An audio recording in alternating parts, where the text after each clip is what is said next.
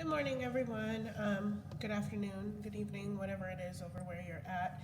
Today I wanted to do like a really quick and brief video about hope and how society glorifies hope for women and people in general, and how this hope can keep you in an abusive relationship for longer than needed to be. So as a collection of people, are taught from a very young age to always be hopeful, to always wish for the best, to always hold on to that glimmer or that little piece of hope that things are going to get better or things will turn out for the best.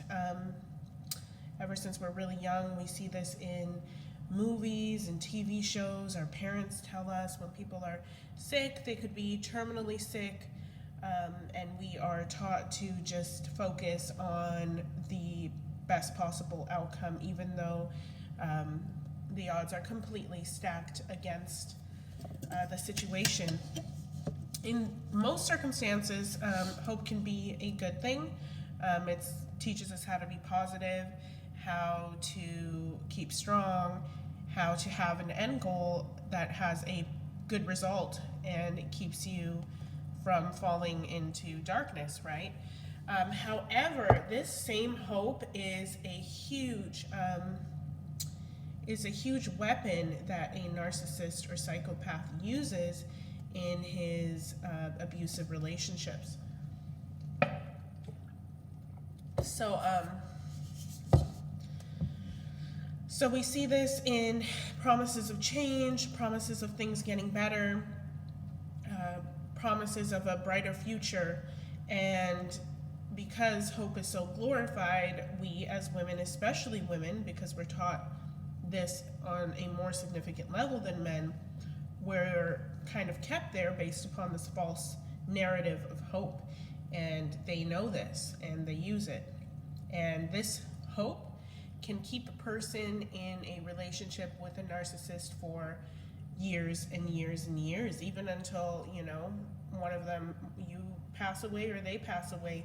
And this hope is done extremely strategically, and it's done in a sequence that yields the best possible result.